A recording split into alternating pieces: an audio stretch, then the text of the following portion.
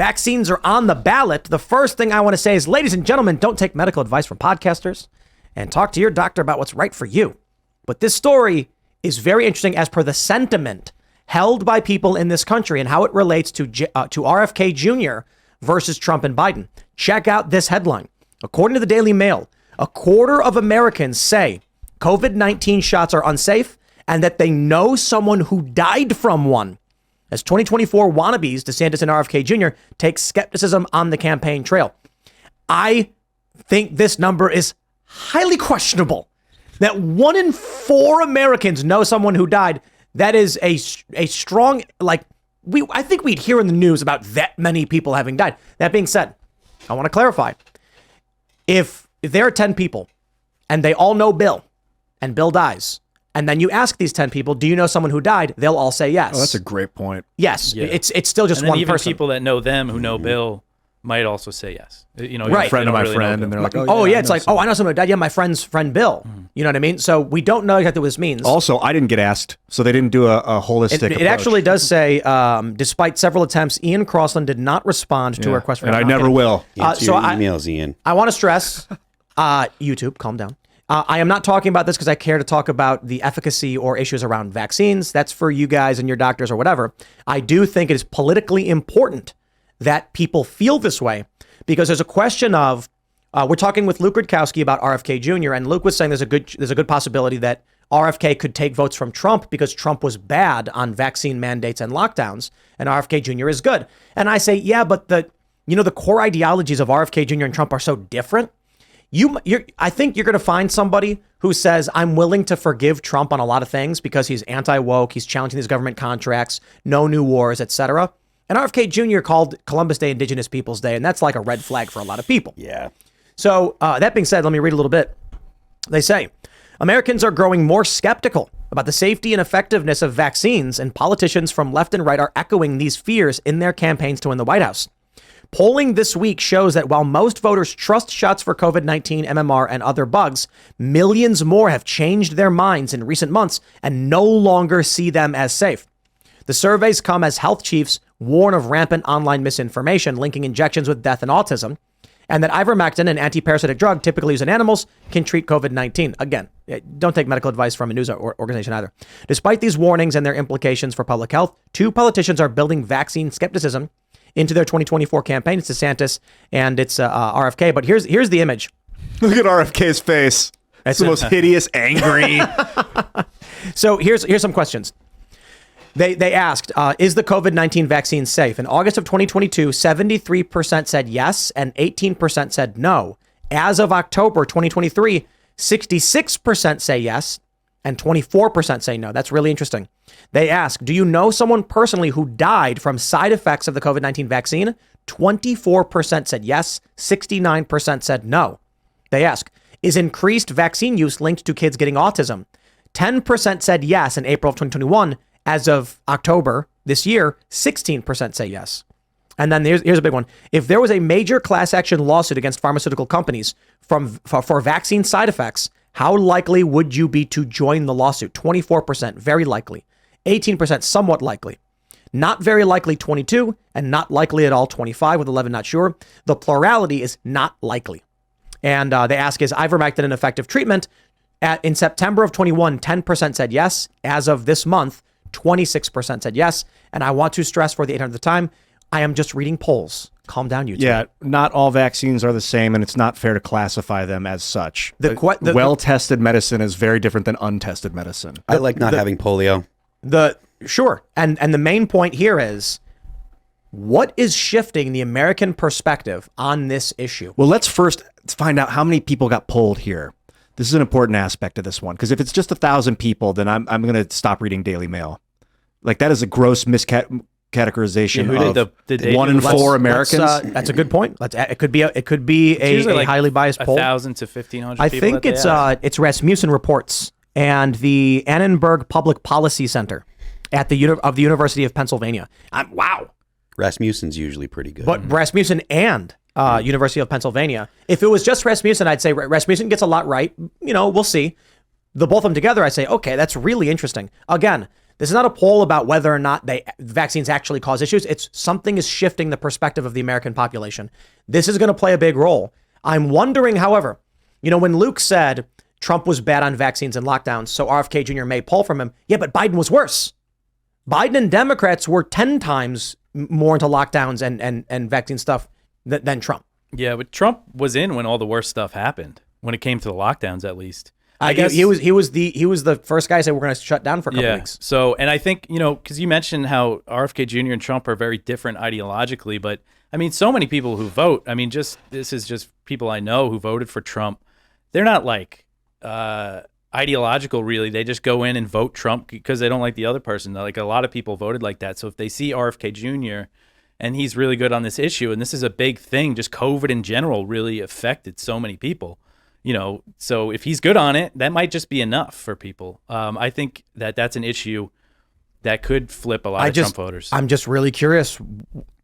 What do you think is causing this shift in the American public's perception? Well, the corporate press has been insistent on vaccines. And we hear, as good stewards of information, we don't break any of these YouTube rules. How could these people possibly hold these views? I think that it's the fact that people mistrust authority. Trust in the media and trust in the government had been going down for a long time prior to COVID, and COVID just annihilated a lot of people's trust. There's a lot of people that are horribly embarrassed by the way that they supported the government, that they believed things that the news said, and I think that this is the result of that. If you have a society that generally has a declining in trust and honestly, we are more cynical than we've ever been. It's like being earnest is now looked at as something to be mocked. And so believing what the news tells you is something that will get you mocked nowadays. If you say, I believe... If you have enough followers on Twitter, you can say, I believe anything. It could be anything at all. And someone's going to say, you're wrong and you're dumb for believing it. There is this impulse that people have to be the one person that has the inside track. And so people are afraid to believe things. They're afraid to admit that they believe things because they're going to get mocked. They're going to get called out. They're going to be people that say, you're dumb for believing that. Didn't you know? How could you believe that? I see it all the time in my Twitter feed. Oh, how could you believe that? You know this, and how could you not? So I think that disincentivizes people to believe anything. They're afraid to say that they believe anything. They're afraid to say, I think this is actually true. And they don't know where to go to get information that they feel like that should be trusted. Well, let me piggyback off of that. Did this article even link to the study, to the poll, or are they just like a poll said one? Well, they specified that. I don't even trust this story. I think they're lying. I don't even think it's one. They cited Rasmussen and University. But did they link to it? But what do you mean, like to the crosstabs? Yeah, like show me how many people they polled. If they polled 1,000 people. And they're saying fair. that extrapolates to 350 million. I'm going to be like, I think I'm going to have to go directly to Rasmussen for that. When you say that there's like a shift here, like has there really been polls asking this question before? We don't really know if this reflects like a shift. It looks like they had previous polls asking the same question. Oh, yeah, you're right. Now that aside, the poll, let me see if I can pull up the crosstabs. That aside, I think that rushing the COVID vaccine, the warp speed thing, tweaked a lot of people. Like that was like, I'm afraid for my life because of COVID, and I'll do anything you say mentality. And then when we saw rises in like myocarditis, that's like terrifying. Yeah, and Trump still like brags about warp speed, right? When they ask him about it, he says, how proud of it he literally was. brags about anything that he possibly. Something I kind of wanted to ask you guys about, because I know Tim, like I don't know if you consider yourself like a MAGA guy, but no. I'm voting for Trump. Yeah. He's far from perfect, but he's the best. It just seems like there's a pretty big distinct difference between the MAGA movement and the things that Trump actually says now. But I know he represents something more so. RFK Jr., I got to say, he was a big disappointment because, I'm kind of a single issue type of guy, and he came out really strong on Ukraine, very well. And then people started calling him... 1,500 adults. Yeah, that's this. It's just such a disingenuous title of the article. 1,500. I mean, that's But what do you mean? It says typical poll polling. finds. Poll finds. Oh, that well, it's a fair point. You should have said 1 in 4 of 1,500 polled. Like that's Wait, not 350 million. Polls are people. typically like 1,000 to Yeah, 1,500. yeah. people. If you 1,500 is So you do actually have to above kind of average. Consider that. Yeah, you're right. I consider that it's highly manipulative. It's just an absolute waste of a title. It is the most disingenuous, misleading title to say that 1 in 4 Americans think it when they polled 1,500 people. Ian, I don't think you understand how polls I work. understand completely how they work, and they're massively manipulative. Wait, how many? They are I don't know. manipulative. most people understand that they're not trying. they're not to, supposed to be, but the way the article phrased it, it makes it extremely manipulative. But the point that I'm making is most people understand that if you are talking about polls, you're not talking about a poll of 100,000 people. Like Civics, actually.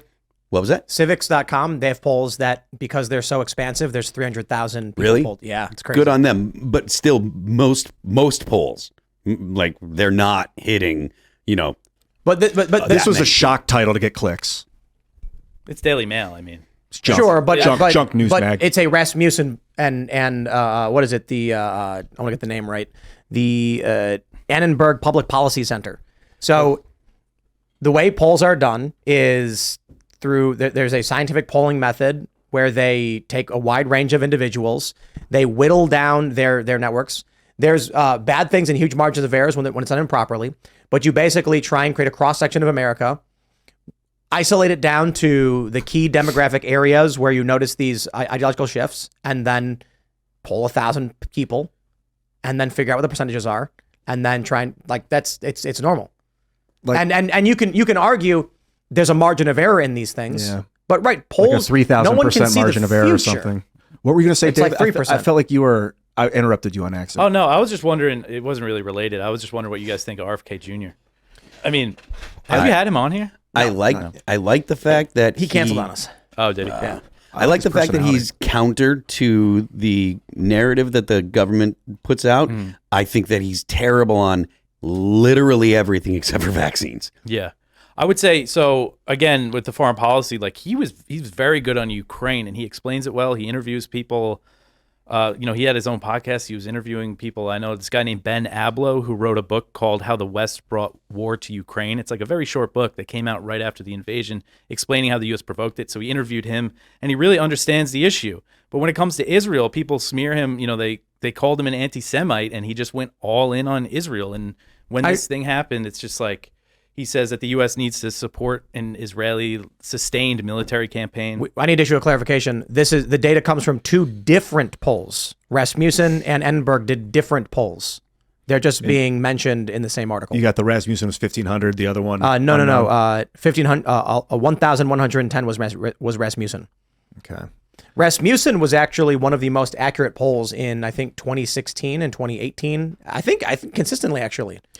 When the polling data comes out showing how many people voted, Rasmussen almost always nails it. For the record, I really, really like accurate polling. Like if you can get 10,000 people and you get an accurate readout of what those 10,000 people think, maybe you can be like, The issue is in this city, if Rasmussen does 5 polls and then they say, here's what people are saying, 51%, 49%. Then the election happens and they go, yeah, it was. They were right, 51-49. How about that? And they do it 5 times. Then they come out with another poll. I'm like, okay, I'll lean towards believing them. Ian, I just want to push back a little bit on what you said. If you're dealing with a country with 330 million people, why is 10,000 acceptable and 15? No, I'm saying in a small town of 10,000 and you poll 10,000 people. Oh, okay, I like right. those kind of polls. Or even if there's like maybe 15,000 people and you pull 10,000 of them. You need like 70 or 80.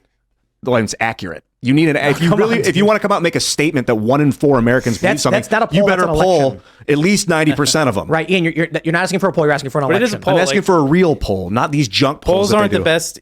Polls are kind of the best you have when it comes to the things you're looking to find out. When it comes to like election polling, they're not they're better There can than be a lot I of think flaws, that's lazy but thinking. they're really the only like thing. they're like just because that's how it's always been done. Like just deal with it that's not kind of what he said. mentality. Well, you're saying that's just like the best we can do. He It's didn't like say- I'm not he didn't saying say it's we the best shouldn't can do. I'm improve saying it. it's just when it comes you- to especially elections, when you like it is kind of your best indication of where people are at is polling. And the question is, has the polling organization been accurate in the past? And then if we look at Rasmussen and find that they typically are very accurate, you discrediting them because you don't like polling methodology makes no sense. I discredit them because they polled 1,100 people, and then they claimed to speak for 330 No, million. the article did. Yeah, I think if you're saying that they should just poll more people, I think that's a 100%. reasonable thing And to most say, yeah. most polls actually say 47 people of those polled said. Yeah, or that's what this should say, not the shock statement. You're of, complaining about a news organization, not the polling institution. No, I think Speaking of polls, there was just a poll conducted by, I forget the name of the place, but it was about Israel and Gaza, and it said the majority of Americans support a ceasefire. It said the majority of Republicans do, which, I almost didn't believe it. I think that a lot of Americans do want a ceasefire, but it was 80% of Democrats and 56% of Republicans. They polled 1,500 people. It's the Trump people don't want war. Yeah, you're right. I think a lot of the ordinary Trump people don't want war, even if it is Israel. But unfortunately, the MAGA politicians seem to favor it. I think one issue. Well, I don't want to derail. No. Another issue I have with polling is, and this is a little bit off base, is that I feel like it is a self-fulfilling prophecy sometimes. If they poll people and they're like, 80% want this, then people will see that and they'll be like, yeah, me too. Like that can kind of that's why their political polls will often try and skew it in favor of their politician to convince people that our guy's the winner, because people want to vote for the winner. And it's so weird. If you see the polls, the election polls right now, I mean, Trump is leading the pack still by so much. So that indication, we don't know what the exact vote would actually be, but from constant polls showing him so far ahead, it gives you an idea. I got a question for you. We've been looking at these polls. RFK entering the race as an independent. Do you think that he pulls more votes away from Trump or from Biden? I think Trump. I actually do think Trump. Again, because just the average Trump voter might not be so ideologically drawn to Trump. More of a. I know so many people that voted for Trump in 2016. It was just a vote against the establishment. Same thing in 2020. Just a lot of people that didn't like Biden. I also knew a lot of people that didn't vote for him that did it because they were kind of sick of it. But I think this COVID issue, again, when it comes to Americans, issues that really affect them, I mean, this is something that really affected Americans. Me personally, my wife's business closed down. We moved out of this city. We, changed our whole life. And it's something that people are going to remember. This was a very serious time in America. It's kind of like, if you think back on it, I was living in Brooklyn at the time with the lockdowns, and it was just looking back, it was so insane, and everybody went along with it. And I saw Andrew Cuomo, and when I would go get a coffee on the TV with his nipples sticking out, telling us to stay in our houses, and it was crazy. And I was so angry about it, angry enough that we left. And I'm fortunate enough that I was okay. My wife's business closing down, we were fine. We were able to get out, move out to the country, but a lot of people didn't have that option. So I think he could definitely pull some Trump voters that still feel that anger about what happened in 2020. Yeah, man. Now, what I would love to talk about is the vaccine, the COVID vaccine, or the series of COVID vaccines. I don't want to start going too hard on it on YouTube. I know that YouTube has requested that we don't, splather our opinions about it. I would love to, because I think this is just, so many people were traumatized by this experience of the COVID vaccine or the COVID virus. I mean, and the then thing the about vaccinations. I left New York before this happened. You had to show them your vaccination papers to go into a restaurant. I mean, That is insane. That is stuff that the anti-vaxxers were saying a few decades ago, that people were like, not even a few decades ago, not long before that, people were like, that's crazy. That'll never 2020, happen. they were like, they're going to start doing these passports. I was like, shut up. No, they're not. And they did. They In tried New York, doing, where I they used tried to the live, app. I can't imagine it. They tried doing the app and nobody would do it. They wanted a social credit score. So what's interesting? So RFK Jr., Israel. So that model, what New York City did, and I think other cities did it. I think DC might have did it for a little while. The vaccine passport was modeled on Israel's Green Pass. Israel was very, vaccine mandate and lockdowns and stuff. And I believe it was called the Green Pass. So kind of one of the most intrusive things that they did to us was based on Israel's model. China, on the other hand, they had their lockdowns that were really insane, but they tried to implement some sort of vaccine mandate in Beijing, and people were like, no, we're not doing that. And then they gave up. So it's kind of interesting, just the differences in the countries. It's not something you would really expect, that you would just assume China had a vaccine mandate, but they didn't. In that sense of, you have to walk in and show them your card or scan something. But yeah, it's based off Israel's model. Wow. I was thinking the other day how funny it was, and maybe it's funny, strange, not funny, haha, that it was COVID. They were like, it's so dangerous that you have to get tested to find out if you even have it. And I'm like, okay, really? Did you hear? One thing I'm proud of is that I've never taken a COVID test. And that wasn't really like intentional, but I just never did. I took one and I tickled the back of my nose and I was just sneezing and blowing all the snot out. Dude, it felt so good. I was outside doing it. I was like, oh yeah, rolling it Maybe around. I should take one. That sounds It felt fun. really nice. Okay, that's awful. Yeah. So now everyone knows. But back to politics. That was a rough week. I don't see. I think RFK Jr. polls from both Trump and Biden, but 2-1 Biden from Trump. Biden to You think Trump. so? Okay. Yeah, because RFK Jr. He's a liberal. Yeah. His core is liberal. It's true. He's So- Kennedy. He's got the Kennedy name. Exactly. Democrat, And, you know, he's Ian- running on that. Ian's pointed out when he name, talks about his family obviously. that his family would not vote for Trump. They would vote for Biden. They might vote for RFK. Mm-hmm. I think that's just like a really simple way of breaking down what this might be. They did vote for Biden. I don't know what they're up to Right. these days. I should talk to him about it. I mean, Biden's mental degradation has become if- very apparent. If the It's poll crazy. is for Democrats 5 points towards RFK, meaning your average person has a 95% chance of voting for Joe Biden, that still means 5% vote for RFK Jr., whereas the poll for Trump supporters is like 1. What are your feelings on Vivek Ramaswamy? He says, a lot of good things, but I think his foreign policy, he's pretty off base on some things with, Taiwan, for instance. He wants to commit to defending Taiwan, but he also says things like, oh, once we get semiconductor independence, then we're not going to, worry about Taiwan anymore. But he's still saying that, to deter war, we should, commit to war with Taiwan. And also his plan to end the Ukraine war.